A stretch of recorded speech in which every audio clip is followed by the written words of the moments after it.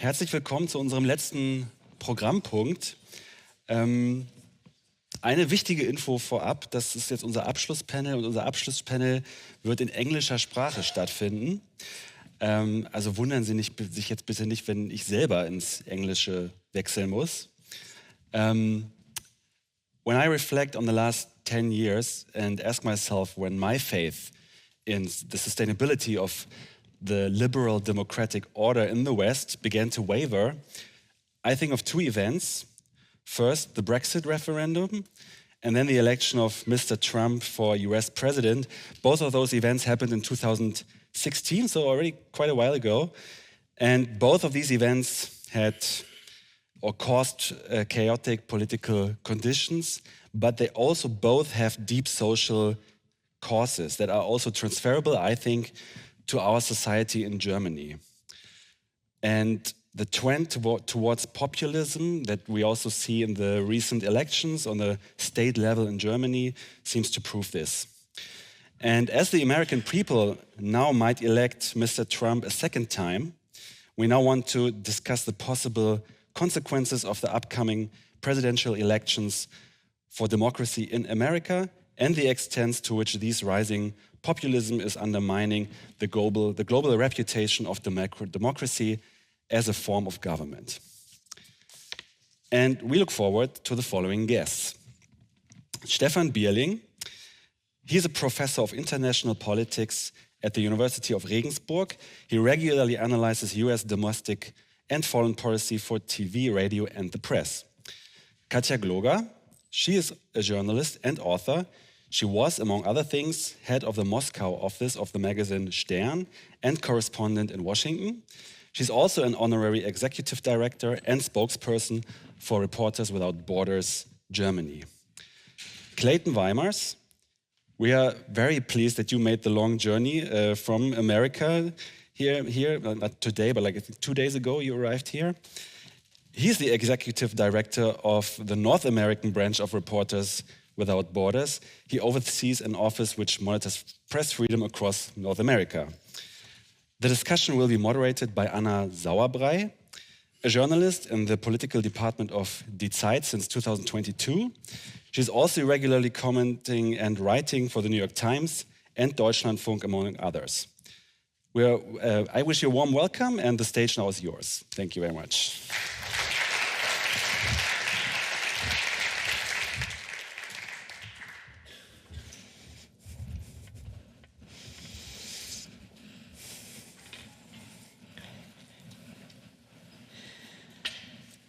Well, thank you for the introduction, and thank you all for holding out after a long and very intense day, I believe, of speaking about democracy, hearing about democracy and discussions. So here's 3 experts, and we bring them together at a very special moment in time, I think. It's just 24 days left until the elections in the United States that whoever you speak to in the world, whatever diplomat from whatever country, India, South Africa, the Middle East, they all say this is the day. It will influence all of us, it will influence the world, and of course it will influence what happens in the United States. So we will have a look at what it does to US democracy, and we will look a bit abroad, what it does to other countries in the world, and of course especially the democratic countries in the world. We will speak for about 45 minutes, and then we'll have 10 to 15 minutes left for your questions and comments, so prepare. I would like to start with looking at this special moment. We will zoom out to see how we got to this moment and look abroad, but let's maybe look at the United States and their democracy first, because I think this is a decisive day for the United States of America. Stephan Bierling, I would like to start with you. What if Trump wins? It will be the end of the world. Yes, yeah, we know that. Will be the most important elections in my lifetime easily, because not only American democracy is at stake, not that it will be evaporating or vanishing immediately, but it will be under very systematic attack, much more systematic than 2016, when Trump didn't really prepare anything for his 4 years in office. This time it's different. He is prepared, he is energized, He's willing to change this democratic system into something more personal. Everything is personal with him, and if this means autocracy, it's fine with him. So all the indicators we are getting from him, that we are hearing from him, that we get out of the 525 project, that we get out of people that are advising him, out of the Heritage Foundation, they are really prepared this time to at least push democracy into the background. Katja, this is one analysis that the scientific community, the journalistic community, I think most of them could agree on. Still, when you speak to German government officials, you often hear, well, let's see, it won't be that bad, we've had it before. He was elected in 2016 and America's democracy is still standing. Would you agree? Is it really the day that brings America into danger, or are we maybe overdoing it a bit because it's a good narrative? As Stephan Bierling said, it's the most important election in the lifetimes of many, and it's the most important election in my lifetime so far. Unfortunately, I can't vote, but what will be the decision of the American people will be of great, great consequences to us here in Germany as well. So nobody, I think, who is really involved in transatlantic issues takes this whole thing lightly. The problem is we will have a crisis if Trump wins, and most probably we will have a very big crisis if he loses, because we don't know, will he concede in a democratic way? There are lots of signs that he would not concede, and thereby push the country even into a big constitutional crisis that we would have to deal with as well. And we're going to talk about Ukraine and defense and money and everything a little bit later, I'm sure. Yes, we will. Clay, you're with Reporters Without Borders too, just as Katja. So what would this mean for the American media ecosystem? What do you think? I don't think it's shocking to anyone to hear that Donald Trump is hostile to the media. You know, he called the media the enemy of the people on multiple occasions, and he continues to do so. That obviously has a very negative knock-on effect, but we can't pretend that this hostility towards the media in the US is anything new. It's been very latent for a long time, simmering under the surface, and he's really brought it up to a boiling point now. And what he's been able to do is embolden a lot of other bad actors to feel more confident in attacking the media. And that's his supporters, from a bottom-up perspective, but it's also other politicians who otherwise, wouldn't feel so confident about going after the media with such animosity. One thing that I think we observed really in his first administration is, though the tone of his treatment of the media was very negative in the US, the intrinsic properties of press freedom in the United States generally stayed stable. The institutions held. And the big question, I think, is, will that continue to be the case? One area where it definitely deteriorated, though, is on the international front. The United States generally has liked to see itself as a leader among democracies and a force for liberalism around the world. And that characteristic definitely waned under President Trump. And it allowed a whole host of other bad actors in other countries to become more emboldened. You see, for example, the execution of Jamal Khashoggi in Turkey. That culture of impunity for crimes against journalists is something that we have to take very seriously. We have to find consequences for bad actors like this, but that becomes so much harder when heads of state are the ones encouraging this bad behavior. Let's maybe drill a little deeper and look at the means he would have to do all those things that you all suspect him to do? And let's maybe stick with the media first. What could he do? I mean, you've mentioned the fear-mongering, and I've been to Trump rallies. I've stood in one of those media cages, and you have all those bullies yelling at you around you, and he's threatening from the stage. That's something that American colleagues have to experience every time they go there. But what would be the institutional means he would have to... Sure, and J.D. Vance has brought a new innovation where he takes questions from the media surrounded by a phalanx of supporters who boo the reporter as they ask their question, even before the question starts. So it doesn't even matter what they're going to ask. And it just creates this us versus them mentality. But you ask about specifically what he could do. He has explicitly called for the jailing of journalists who he disagrees with at a general level, but also in specific cases. So, for example, when the Supreme Court overturned Roe v. Wade, which guaranteed Americans the right to abortion, before the Supreme Court released its decision, it was leaked to a reporter who published it. Trump specifically called for jailing that journalist for failing to reveal their source. That's really alarming. Another thing he's called for is weaponizing the Department of Justice in order to investigate the parent companies of media organizations that criticize him. So he has called for investigations into Comcast, which owns MSNBC, which is a sort of left-leaning cable news channel that gives him a lot of negative coverage. But it's been a long time since anyone in the White House has threatened to use the levers of government to punish media outlets that are critical. I was talking to a leader in media recently who said, in the last 100 years of American history, press freedom has generally, with some hiccups, marched forward, and we've generally increased our level of press freedom over time. And now we are dealing with the first moment in modern American history where the pendulum is swinging the other way. And so is it going to continue swinging the other way, or can we stop it? Stephan Bierling, at one instance in July, Trump said ahead of a crowd of Christian supporters, "Get out and vote just this time." And I'm quoting, "You won't have to do it anymore. 4 more years. You know what? It'll be fixed. It'll be fine. You won't have to vote anymore, my beautiful Christians."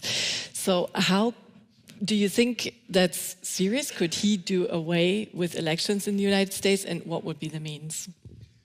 Now, Trump has no democratic fiber in his body, but he toys with this idea, of course. He said he would be dictator for day one, that Article 2 of the Constitution that prescribes the competences of the presidency will give him any power he wants. He can do whatever he wants.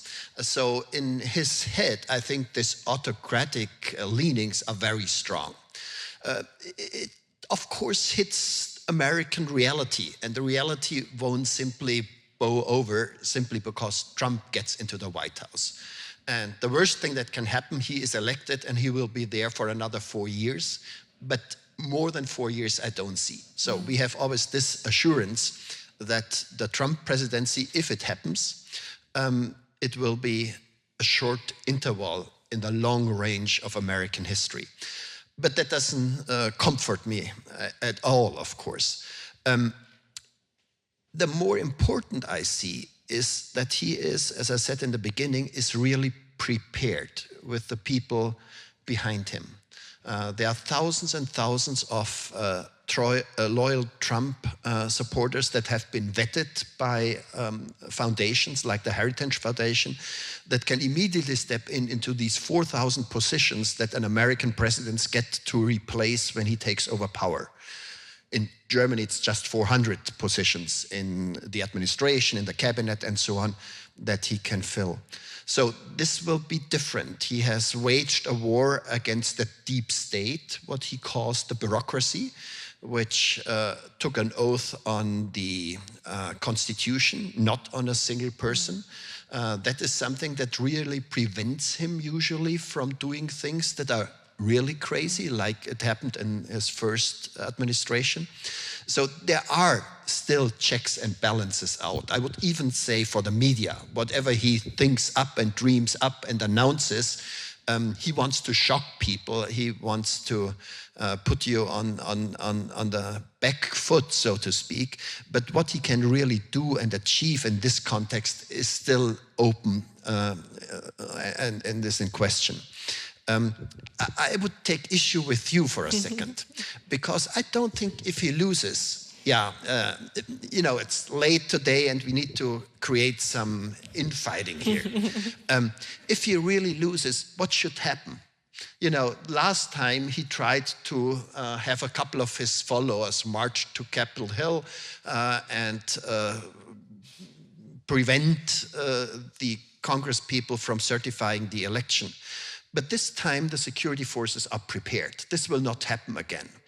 And I have all my trust and put all my trust in the American military, in the FBI, in the CIA, as Milley, the highest ranking general, just said in an interview, we took our oath on a constitution and we are prepared to defend the constitution.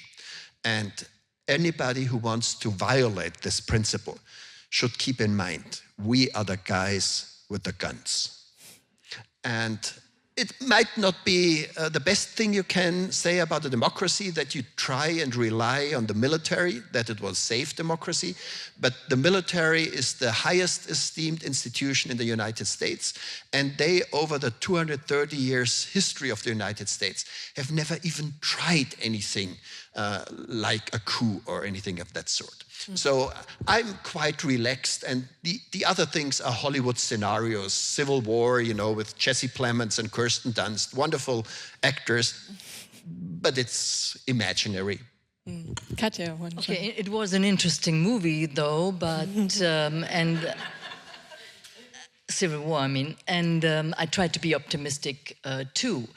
But thinking about a country so highly polarized, where emotions run so high, and where a candidate, being Donald Trump, already now makes the argument, if they, meaning the Democrats, so the enemies, if they win, it can only be because they cheat. He is setting the scene for high emotions being expressed probably on the streets, and in a country that is loaded with guns in the hands of private people, not only of the military. I wouldn't foresee civil war, but not the easiest days ahead. And let me add one little point when it comes to the probable re-election of Donald Trump. Yes, he would be in office for another 4 years only, whatever this would mean. But it could have enormous consequences for one of the two-party, in this two-party system country, for the Republican Party. I was on a panel with Asa Hutchinson the other day, former governor of the state of Arkansas.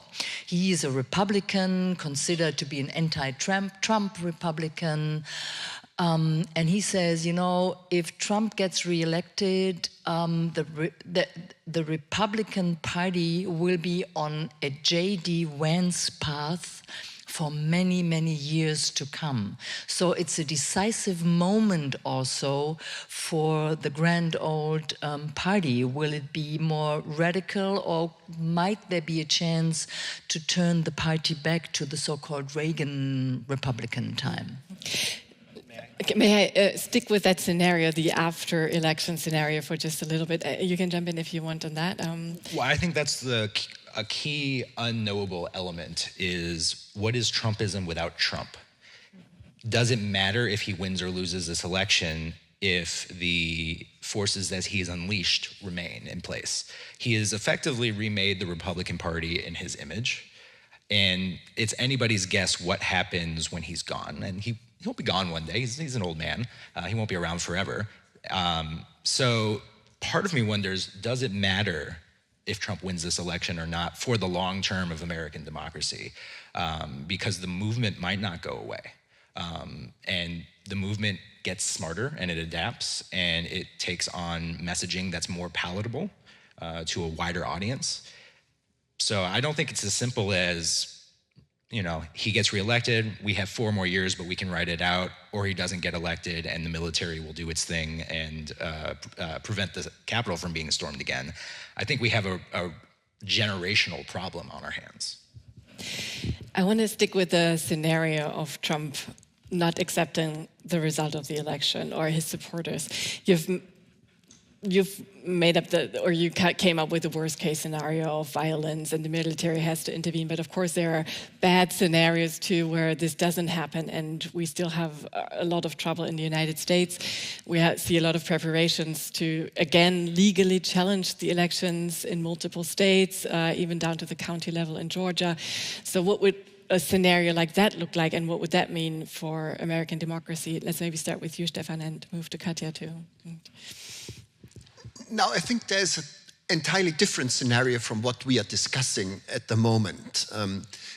We have to always keep in mind that Trump just won one election in his life, 2016, and this by accident, by a couple of thousand votes in different swing states. He was surprised himself. He hadn't even prepared a victory speech, and he more or less stumbled into the White House.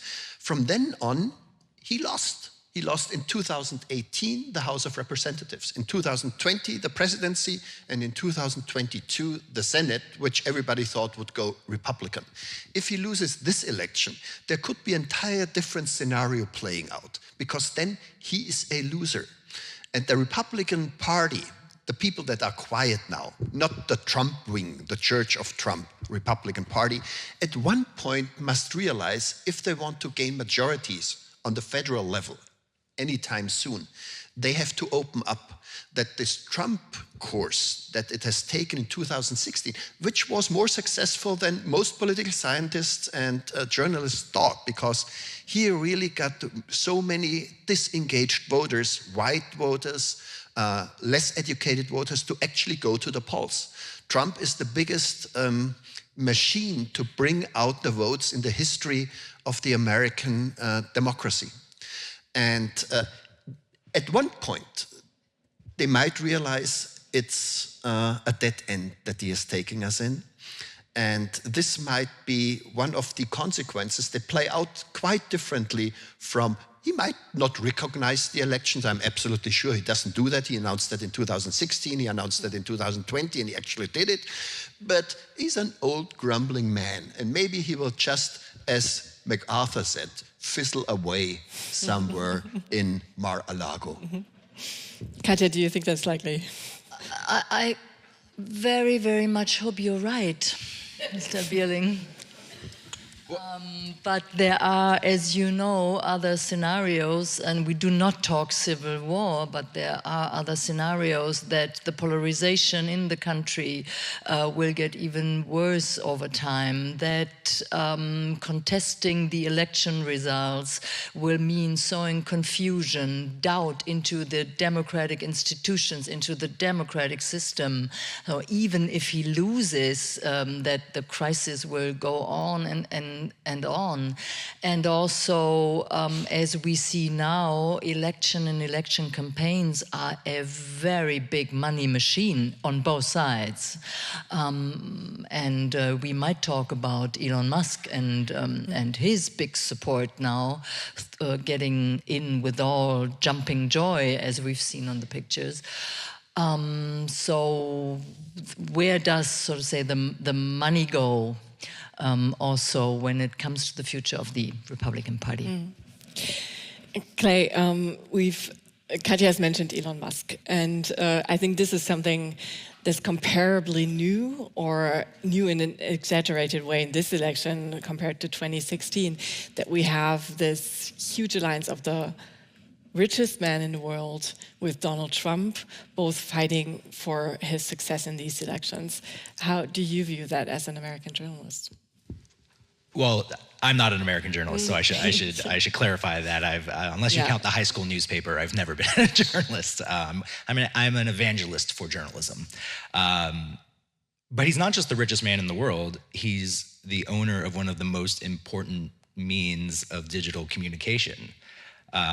And has shown himself time and time again to be willing to put his thumb on the scale to benefit his own political proclivities on X or Twitter, whatever you prefer to call it.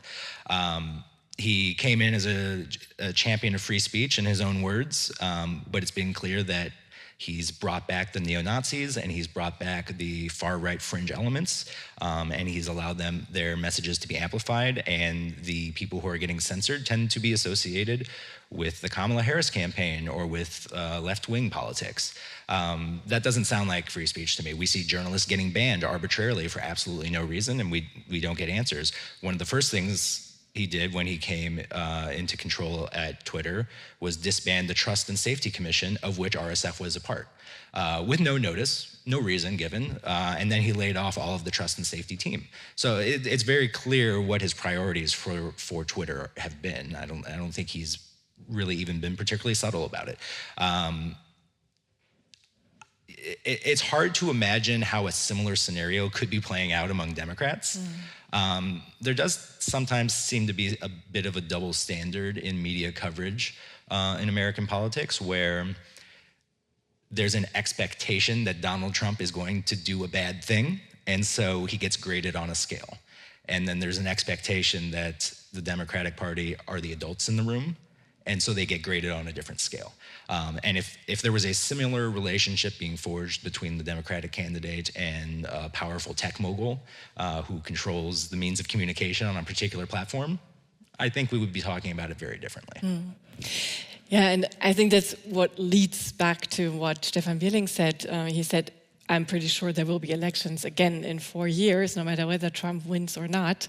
But we should ask, will they be free and fair elections if he does all the things to the media ecosystem that you have mentioned and has people like Elon Musk on his side? I have faith that the elections will be free and fair. I think one of the biggest questions is, how is misinformation going to impact this election? We've seen the effects of misinformation on our elections before, but if anything, the problem has only gotten worse, even with heightened attention to it. This is also going to be the first presidential election in the era of generative AI, and we've already seen that play out. There was an AI-generated robocall impersonating President Joe Biden, calling voters back when Joe Biden was running for president.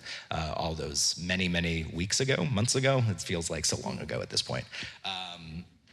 So we're seeing all sorts of misinformation that's being amplified by artificial intelligence. There are fake images circulating on mostly Twitter right now, purporting to show victims of the hurricanes that recently hit the American South, to create this narrative that the federal government isn't doing anything to help because Biden and Harris don't want to help so-called Republican areas of the country, which is totally untrue. And the really scary thing here is, there's this one image that was shared by a Republican Party official in North Carolina who shared this very clearly AI-generated image of a young girl floating on a rowboat with her puppy. And she said, this image will be forever etched in my mind. And people immediately pointed out to her, this is a fake image. This is not reality. And her response to that was, I don't care where it came from. It tells me everything I need to know. Yeah. So, like I said before, the hostility towards the media is not necessarily new in American politics. But what I think is especially scary and new is this open embrace of misinformation and the obliteration of the truth online. Disinformation is a good clue to maybe open it a little bit and look at what the world is expecting or maybe even hoping for. And Katja, you have written several books on Vladimir Putin and Russia. What's in this for him? A lot. We have heard during the first term of Donald Trump's presidency that he goes along with Putin very well, and that he can convince Putin to do almost everything, especially peace in Ukraine. The rhetoric now is that if Trump would be re-elected, that he would make a deal with Putin right away. So, Ukraine has to give up 20% of her territory. Trump would call up Zelensky and ask, what do you need in order to sign the deal? And then everybody would be, so to say, happy, and there would be peace, and Donald Trump would be candidate for the Nobel Peace Prize. And I'm not joking. So this is one, so to say, scenario. I'm quite confident that Putin will try to play this with Trump. I'm not 100% confident and sure how far Trump might go, because having in mind, if Putin declares victory in Ukraine, would his tanks and his campaigns start moving towards Kiev again, this might not be good also politically for a President Trump. So it's not 100%. I'm sure that this will be a deal done. What we see is that Putin and his disinformation campaigns, that they clearly support more division in the United States, populist answers, and leaning towards Trump. And this is, and one of the goals certainly is to have a declining United States in the world, a more isolationist United States in the world, where Russia, a rising Russia, at least as Putin sees it, can be on the same talking level, eye to eye, with the United States. Stephan Bierling, do you think that's a likely scenario? A close-up between Russia and the United States and their great autocratic leaders? Yes, I think the biggest international threat is that Trump will cut loose Ukraine. And the Ukrainians have the most to lose in this election. We in Western Europe have a little to lose with NATO and so on. In other areas, China policy, Middle East, there won't be much of a difference. But for us in Europe, and especially for the Ukrainians, it means a lot. And to be honest, we are not better prepared for a Trump presidency than we were in 2016. Even probably worse. 80% of the military support for Ukraine comes from the United States. We are quite hesitant, and we are about to lose this battle of the will for Ukraine. The Russians and Putin have always claimed they are the true patriots.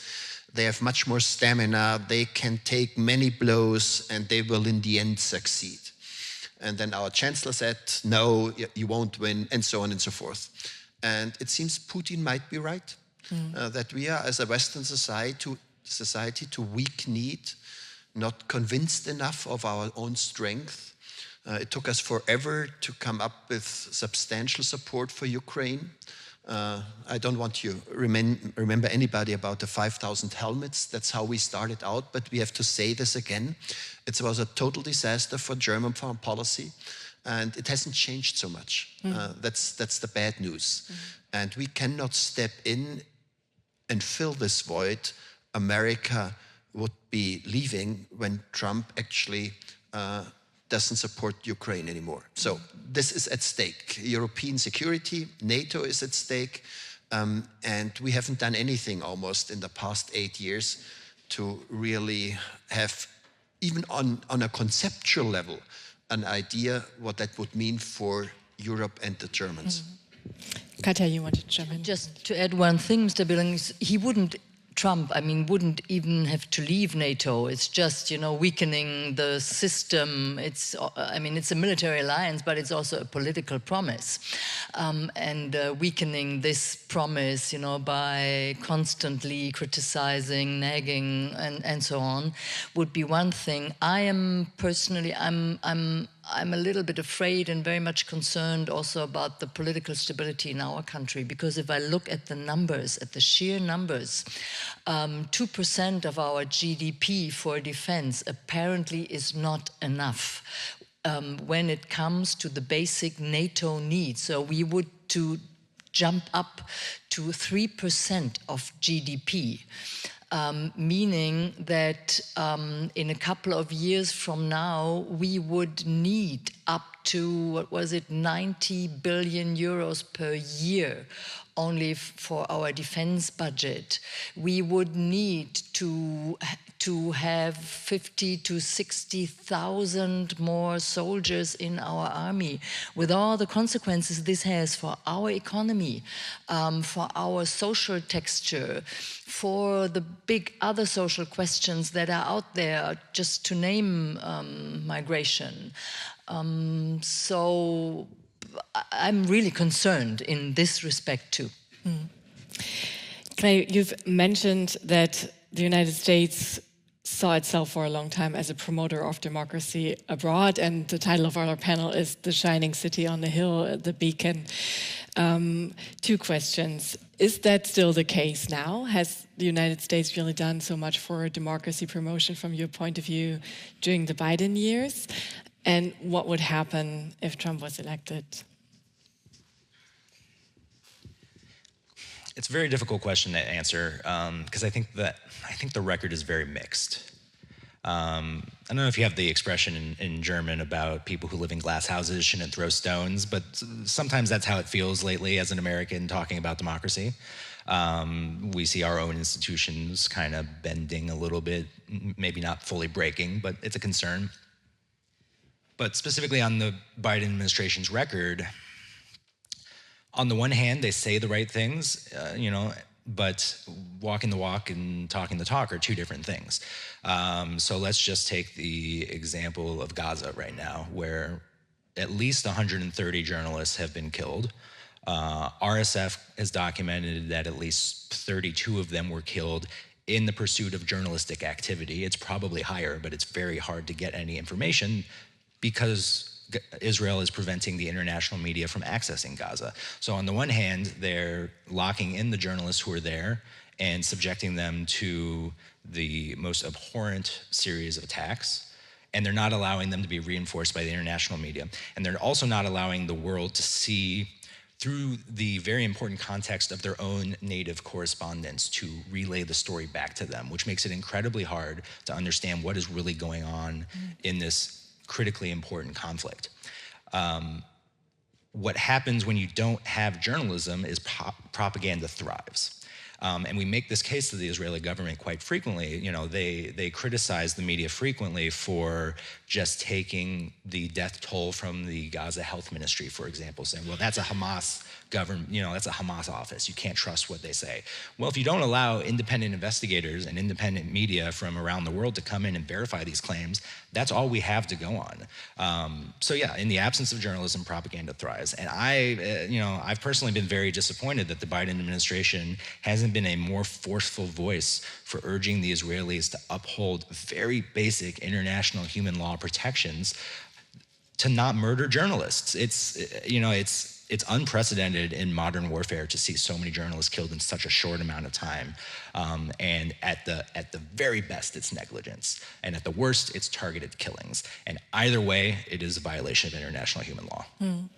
So you would say that the record is mixed. Would you expect it to get even worse? Well, or would you expect Harris to do better? I guess since I said it's mixed, I have to give them some credit on the positive side. It's very easy for the Biden administration to criticize the countries that aren't on its Christmas card list. It's very easy for them to criticize Vladimir Putin, rightfully so, for having an abysmal human rights record, and it's much harder for them to criticize their own friends. So that's the disappointment. Would it be worse under President Trump? It probably would be. I talked earlier about the problem of impunity for crimes against journalists. And we saw impunity really soar during the first Trump administration because authoritarians around the world just felt a little more emboldened to do whatever they wanted to do. Who can predict the future? But right now, we have an administration that is at least usually saying the right things, and in the situations where it's politically possible, or politically convenient, I should say, is willing to take some action. I don't know that that pretense will even exist in the Trump administration, though. Stephan Bierling, one thing is action on democracy promotion in the world. The other is leadership by example. So how would you see America's soft power today after this very dirty campaign, the first 4 Trump years, and a possible return of Donald Trump? It very much depends on how you look at this picture. If you look at the southern border, there are millions and millions and millions of people waiting to get into the United States. You know, that's in contrast to nobody wants to get into Russia or in Iran or into China. So I want to get to Iran, but they won't let me. So there must be some attraction left to the United States. And democracy is just one facet of this soft power and attraction. It's simply also the fact that the United States is very rich and that you have a much easier access to getting rich yourself in this country than, for example, the European countries. So that makes it not only attractive to all the Hispanic immigrants from Nicaragua, Venezuela, and so on, but also thousands of Chinese, that's the newest phenomenon, fly over to Mexico and walk up to the American border to get into the United States. And then you have the legal immigration. All the best educated Indians don't want to come to Germany. They want to go to the Silicon Valley. And in Silicon Valley, Indians are everywhere nowadays. So if you take this as attractiveness and soft power, it's still there. And where do all the crooks of this world send their children to get a good education? To the United States. Even Xi Jinping's daughter was sent to Harvard. So, you know, that is something which speaks for the United States in the end. Of course, now we could talk about democracy, that on international democracy indexes, the United States has lost, especially under Trump, its leading place. It's now, I think, on spot 19 or so of all democracies. But this is only one facet which might be interesting to intellectuals, but for the people that vote with their feet, there might be other features that make the United States still the most attractive place in the world to go to. And this we shouldn't leave out. The second thing that makes America simply so attractive is the security guarantee of the United States is the only currency that counts on this globe.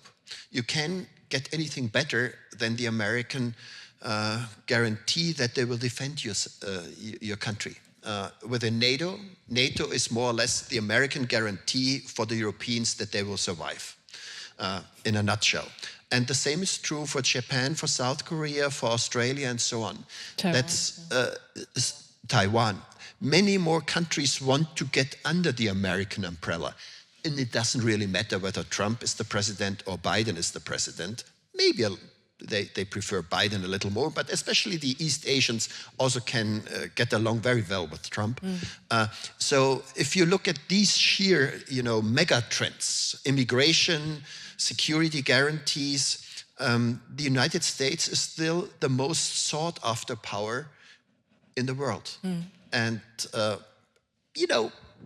democracy-wise, we can talk about this and that, and I'm entirely on your side that Trump would be a danger to democracy, but it wouldn't take so much away from the attractiveness of the United States for the world. You're making me feel so patriotic. That's good. For once, you had to come to Berlin for this. I can add to the optimism. I mean, if you look at the numbers, who won the popular vote during the last, I think, 4 presidential elections? The popular vote, it were the Democrats. Winning the popular vote. So apparently there are a lot of people out there who still are convinced that democracy is a good thing and is a thing worth working for. We can talk about the electoral system and reform desperately needed, but also this would take, I think, generations and a lot of effort. Sometimes I think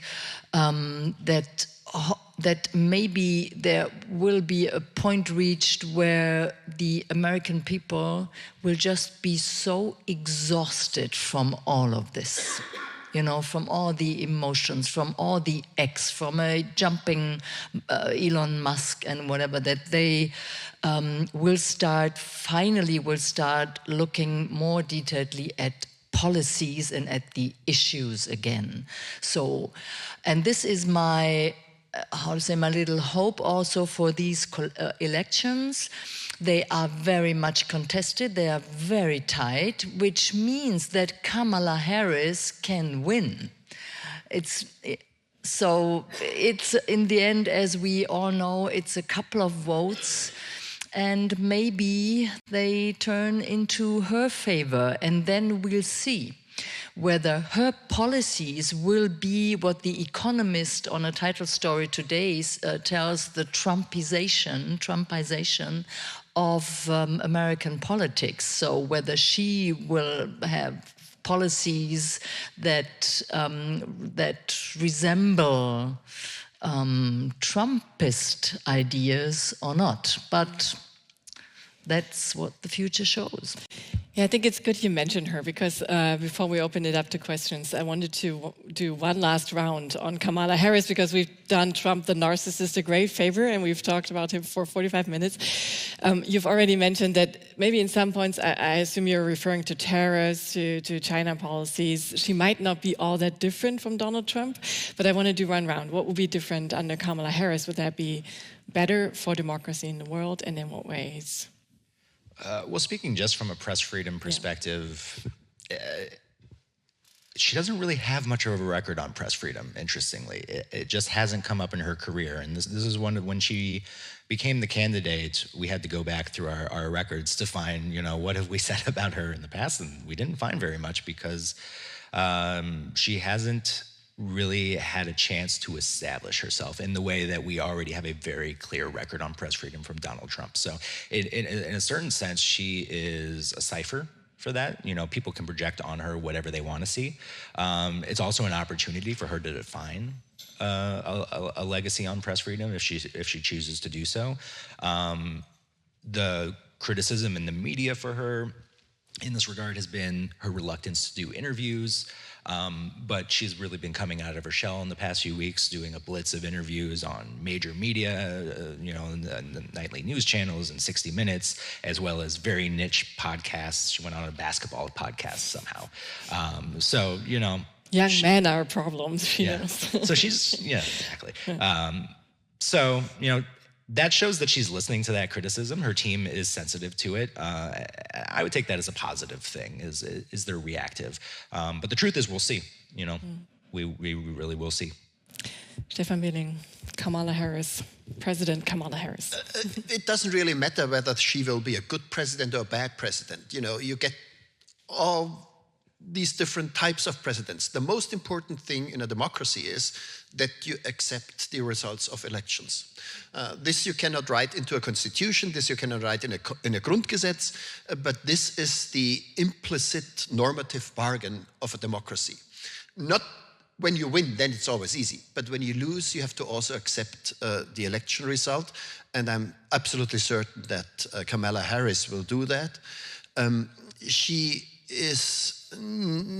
doesn't have a real profile. She messed up badly 4 years ago when she ran for the nomination of the Democratic Party. But she might learn something. She has good people around her, and what I've seen over the last couple of weeks shows that there's a learning curve. She gets a little more fluent in her own thoughts. I don't really know what she's standing for in the end. And of course, there will be an overlap. There is a little Trumpization of American politics. In China policy, there won't be much of a difference, as I pointed out. Protectionism will be not so much different. They will both be spending money like crazy without looking at the future. Budget deficits will balloon. They will both have a very harsh border policy. This is what the Democrats are learning from the Republicans, that this is such an important topic, as we are learning here in Germany, that you cannot simply, have this green philosophy, everybody can come in, as Trump did, as Biden did in the first couple of years of his presidency. And he's now taking a 180-degree turn. So there will be, I think, new areas of compromise even, where the American population, which is less radical than the parties. This to have to always keep in mind. This entire polarization we are talking about is a project of white, well-educated elites. And if I've one, what should I say, a positive perspective for the United States is that the minorities are getting stronger and stronger. And from all the polls we are having, Hispanics, blacks, Asian Americans are much more moderate in most political positions than the whites. And insofar, this polarization has more or less cut its way into the American system over 30, 40 years. It will take a long way to get rid of it. But I see a way out of this polarization, especially if Trump loses, and especially if both parties open up to the new voters. Because if you want to win elections in a two-party system, you must be where the voters are. And the voters change and their priorities change. And I think there is hope still out that this new America that is emerging will be a more reasonable, a more moderate America, and America will be again the shining city on the hill. That was great closing remarks. Thank you.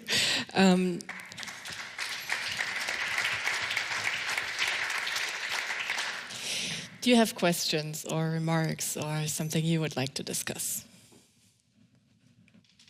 Yes, I think there's a microphone in the room somewhere here in the first row.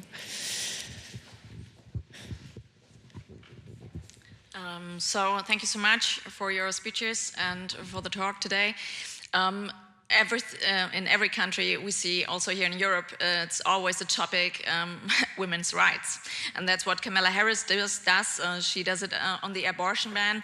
So she asked the question, could you imagine any law or other thing that makes decisions about a man's body? So that's the topic that goes around in the US. So how do you think will women's rights, because it's an emotional thing, will have an impact on the election? I mean, reproductive rights, if I may pick up just quickly, reproductive rights, meaning abortion rights, Roe versus Wade, is certainly a big campaign issue because it's so emotional, it's so personal to women, and this is one of the major arguments the Democrats make, and this is one of the major points the Republican Party tries to avoid. So so they try not to talk about it. And if they need to answer questions about it, they would say, okay, it's the decision of the federal states to be made. So they avoid this topic. And I think this is certainly something on the winning side for Kamala Harris. Mm-hmm. Anybody else wants to answer on this topic? Or no? Just a thought. You have these cultural wedge issues, and the best wedge issues the Democrats have at the moment is abortion. And it's a present by the Republicans. It's a present by the Supreme Court, because in 2022, they decided that they would do away with Roe versus Wade. And in politics, like in normal life, you should always be careful that you get what you're wishing for. And now it's a boomerang for the Republicans. And you see the consequences. Trump is slowly moving to the middle. He's moving away from the hardliners on reproductive rights in the evangelical part of his support. And you have just seen the extremely boring autobiography of Melania Trump coming out. But there's one important point. She speaks up for reproductive rights. Of course, she hasn't written a single letter or word in this autobiography. It has been written by Trump's campaign people. But that they feel the necessity to put this in shows that he wants to send out the message, I'm much more moderate than you might think. And he has even, criticized his vice president for going, vice presidential candidate, hopefully, for going too far out to the right in this matter. So there is one principle in politics and in campaigns. You want to play your own important wedge issues up where you think you're popular, that's immigration for Trump, and you try to neutralize the best issues of the opposite side. And both sides, Kamala Harris going to the border and talking like Merz and Söder. This is something, you know, that might bring America actually closer together, because there might be, in the end, a middle ground that is the most attractive in all of these issues. Thank you. There's another question here. Okay, so you have talked about Elon Musk, but I would be really interested in hearing all of your opinions regarding the role and importance of celebrities in the election, because there's been like this huge mobilization of celebrities in general who either stand behind Trump or Kamala Harris, who then mobilize their fans. And you have really important people like Taylor Swift, who, if I remember correctly, was once jokingly described as the most powerful person in the world. So do you think that they could actually determine the outcome of the election? And do you also maybe see some kind of danger behind that, because you have people that have absolutely no connection to politics, but have such an importance in the general popularity of the United States? Any Swifties on this panel? No? Clay, do you... Not hate Taylor Swift. Clay, what do you think? Is that going to influence the outcome? It's an impossible to answer question. I've never seen anyone find a way to quantify the effect of a celebrity endorsement. Maybe you can? Okay, great. I mean, this is a debate among... I have a lot of, in my past life, I worked as a political operative. I mentioned this backstage. And so I still have a lot of friends who work on campaigns and in polling, and they disagree a lot on whether celebrities matter at all. But they will never turn down a celebrity endorsement. So in the case of a Taylor Swift, it's interesting because she has such cross-cultural appeal in a way that few celebrities do. Our pop culture is in many ways as polarized as our political culture, and we all live in our own little media silos. But Taylor Swift is a rare pop phenomenon who appeals to just about everybody. Does her endorsement actually drive people to the polls? I'm skeptical that it does, but it might encourage someone who is going to vote for Kamala Harris anyway to be a little more vocal about it on social media, maybe feel a little more comfortable talking about the election with friends and family. So that could have an effect, but you seem like you disagree with me over here, but I'm skeptical that celebrities matter. What does science say about Taylor Swift? Now, I'm a social scientist. I love to look at data. And with Taylor Swift, we have for the first time data that proves that celebrities can have an impact. Because after she outed herself as a Harris voter and called upon her Swifties to actually come out and register to vote, you can go to the registrar's office and look how many people have registered after her calling on her fans to do that. And it was about between 3,000 and 7,000 additional registrations in the weeks after her announcement per swing state. And since you asked, can it make a difference? Anything can make a difference when elections are as close as they are. We are talking about 40,000, 50,000 votes in 7 swing states that will decide the elections. Anything can turn this thing in that or this direction. And in the end, even we political scientists, looking back, will never know what really made the difference. But I'd rather have Taylor Swift behind me than Elon Musk.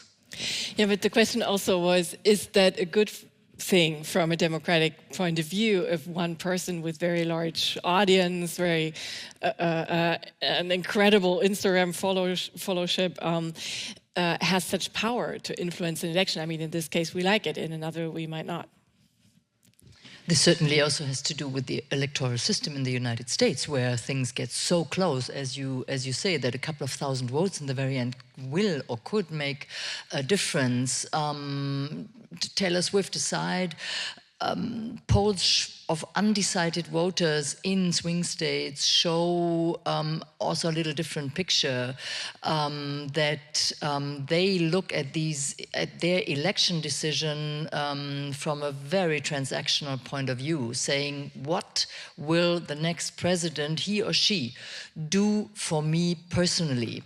And they're very high up on the agenda still is the economy. It's prices, it's cost of living. So this might be as decisive as Taylor Swift. As to whether it's a good thing, you know, you mentioned registration data. I think it's a good thing if more Americans vote. You know, regardless of how they're voting, we have pretty low voter participation. Even when we're talking about record levels of participation, it's still not even close to most of the country. Well, it's barely most of the country. So anything that can tip more people to voting, I think, is positive. All right, thank you. I don't agree. No. People should vote. If the wrong people vote, you know, if they get out for the wrong reasons, they should rather stay home. All right. So okay, we should there discuss is that. the theory that democracy is as strong as voter participation is. I never bought into that. It depends, you know, who you get out. Trump energized people who had never thought about politics at all. And he brought in lots of people that never voted in their life or in the last couple of elections. And look at what that did to American democracy. So I don't think it's such an easy equation or simple equation. The more people that vote, the better democracy is. The opposite could be true. Well, there's a chicken and the egg element here, because the lack of voter participation speaks to an estrangement from the political establishment, and that's not a good thing necessarily. It could also speak to satisfaction. You know, I'm quite happy with how things are going, so I don't even take, you know, this burden on me to go to the voting booth and do the thing. So there are two interpretations that you can come up with. Theoretically, though, but if you look at, you know, when you do focus groups or polls with people on why they don't vote, it's rarely because they're satisfied with how things are going. It's usually because they say politicians don't have anything to say for me. They don't care about what I care about. Or it's just too much of a hassle and my vote won't make a difference anyway. You know, I'm gonna have to go wait in line, I'm gonna have to take time off work, and at the end of the day, I probably live in a state that's gonna go 60-40 one way or the other, so it doesn't matter. At the end of the day, only 6 or 7 states are actually gonna matter in this election, which is the sad truth of our system. Mm. Yeah, but now Elon Musk is going from door to door in at least the swing state of Pennsylvania. As $47 at a time. 47. He's paying people to do so, yes. All right, let's maybe stop here. Are there any more questions here from the audience? Let's take the two together and then close it. Sorry. My question is, could the hurricanes in Florida decide the election? I think for the reason that the two candidates or the two parties help the people, not only maybe in Florida, because Florida is a very conservative state, no swing state. However, the impact on the possible help for the situation, could that influence a lot of voters? Or is it at least just the economy, what happens in the last 2 or 3 months, which decides the election? Mm-hmm. And very briefly, shall we take the other one together so we can, because we have to close. So looking to the US as more of a negative example, do you have any sort of very brief closing takeaways for preventing a further backsliding of support for democracy, democratic participation in Germany, looking at what has very apparently gone wrong in the US over the last couple of years? All right, who wants to take the Florida question, the hurricane question? Anything could decide the election. That's the big message here. Of course, it could play in favor of the administration, you know, if it comes out strongly. You remember Schröder in his rubber boots in the floods in East Germany, and that turned the election, obviously, a little bit. But it could be the opposite. Trump travels around and tells us government is doing nothing for you in this dramatic crisis and you'll be left alone. So they both play their little game, and in the end we won't probably be able to say who wins that. What could we do to strengthen democracy?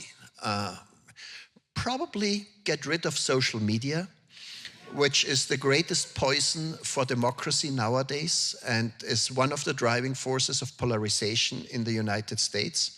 So if you asked me, that would be my advice. Have a law, you know, banning Facebook, Twitter, Insta, TikTok, and we live back in the good old days of quality journalism. Yeah, it's good for newspapers. Maybe one reading newspapers in a paper form. I mean, what does this feel like? Florida and North Carolina, the hurricanes, the storms, what we see is that, especially the Trump campaign, we have to say that they use all this to expand with their conspiracy theories. So instead of what would normally happen in such, crises, natural disasters, that the country nevertheless would unite behind, helping and supporting the communities, it's getting even more divisive. So this would be one element I would add. And when it comes to democracy in Germany, I mean, to get rid of social media would be not the worst thing maybe, but it's, you can just turn it off if you want. Saying democracy needs Democrats who defend it. And this is the important thing, except of good government policies in Berlin, which we do not see so much for the time being, but this is a different issue. Clay, challenge. How to save democracy in 1 minute. You don't have to wait for Stephan's law to come into effect. You can just delete your accounts now, and your mental health will probably improve. So you don't have to wait for the government to do it for you. The examples of Florida and North Carolina, which have been devastated by these hurricanes, are also important reminders that there's actually a lot more on the ballot than just Kamala Harris and Donald Trump. Those are both states with very important Senate elections. And we fixate on the president's race, but who controls the Senate will have also a very strong impact on where the country goes for the next 2, 4, 6 years. Florida also has a ballot initiative to enshrine reproductive rights into its constitution. So there's a lot of things at stake in this election beyond just who sits in the White House. All right. Thank you very much for your questions. Thank you very much for your patience. Do go home, all of you, delete your Twitter accounts, delete your Instagram accounts, and make all of your family do it too, and we'll be saved. And I'll hand it back to the moderator. Thanks. Have a great weekend.